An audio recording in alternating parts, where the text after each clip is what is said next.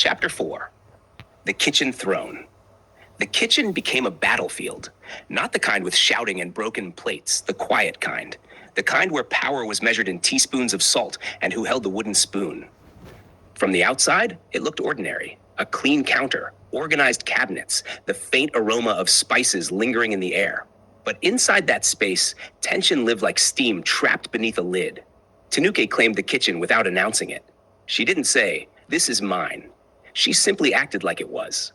Every morning, before Amanda could fully settle into her routine, Tanuke was already there, inspecting vegetables, adjusting burners, lifting pot covers to examine what Amanda had prepared. "Too much oil," she would murmur. "Not enough seasoning." "You're stirring it the wrong way." Amanda listened, adjusted, tried again.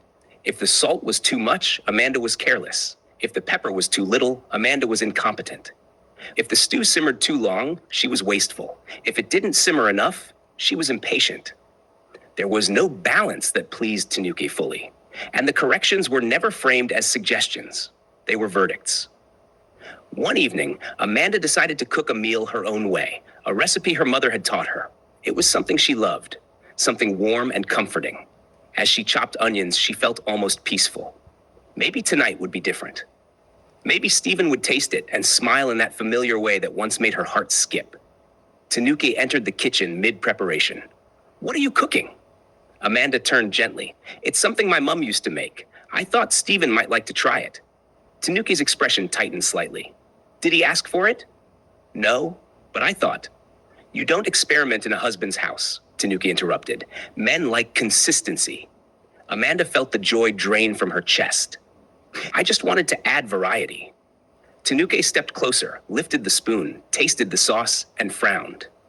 "This will not work." Without asking, she reached for additional spices, adjusting the flavor, reshaping the dish until it no longer resembled Amanda's recipe at all. Amanda stood there, watching her mother's memory dissolve inside the pot. By the time dinner was served, the meal had transformed into something Tanuke approved of. Stephen took a bite. "This is good," he said casually. Amanda opened her mouth to speak, to explain it had been her idea, but Tanuke spoke first. "Because I told her how to cook it." The words were light, almost playful, but they carried weight. Amanda lowered her eyes to her plate. Something inside her tightened. The kitchen no longer felt like a place to nourish love. It felt like a throne room. And Tanuke sat firmly on the throne. Day after day, the pattern repeated. Tanuke dictated every meal. Amanda executed every instruction. "Stephen prefers more pepper on Wednesdays. Don't cut plantain too thick. Wash the rice twice, not 3 times." There was no room for Amanda's instincts. No room for creativity. No room for ownership. Even grocery shopping became supervised. If you buy that brand, it means you don't know quality. "Why are you spending money this way?" Amanda worked full-time. She contributed financially to the home. She paid bills without complaint. She woke early. She cleaned thoroughly. She cooked daily. She gave and gave and gave. Yet she had no voice. Not in the kitchen. Not in household decisions. Not even in how food was seasoned. One afternoon, exhaustion finally caught up with her. She had just returned from work. Tired, hungry, mentally drained. Tanuke was already in the kitchen. "You're late," Tanuke said without greeting. "I had a long meeting," Amanda replied softly. "And you expect your husband to wait for food?" Amanda blinked. "It's only 6:15. A wife prepares before her husband arrives." Amanda felt her throat tighten. "I can cook now," she said quietly. Tanuke sighed dramatically. "I will start it. You can finish." Finish. As if she were an assistant. As if she were staff. That night, while stirring soup, Amanda felt tears welling in her eyes. She turned slightly so Tanuke wouldn't see.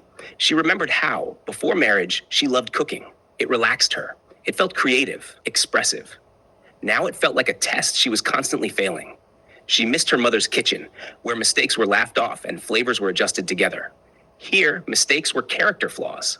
One weekend, Stephen invited friends over unexpectedly. Amanda rushed to prepare snacks. Tanuke hovered behind her, correcting every movement. "Not that plate. Slice it thinner. You're too slow." When guests arrived, they praised the food. "This is delicious." Amanda forced a smile. Before she could respond, Tanuke laughed lightly. "She's still learning, but I supervise." Supervise. Amanda felt humiliation burn her cheeks. Later that night, when they were alone, she turned to Stephen. Why does she say those things in front of people? Stephen looked confused. Say what? That she supervises me, that I'm still learning, that I can't cook properly. Stephen shrugged. She's just proud of teaching you. Teaching? Amanda stared at him. I lived alone for years, Stephen. I cooked for myself. I hosted friends. I survived. I know, he said lightly. Just ignore it. Ignore it. The dismissal cut deeper than the corrections. He didn't see the erosion. He didn't feel the shrinking. He didn't stand up and say, enough. And that absence became louder each day. One evening, Amanda made a small mistake. She forgot to add salt entirely. It was an honest oversight. She had been exhausted.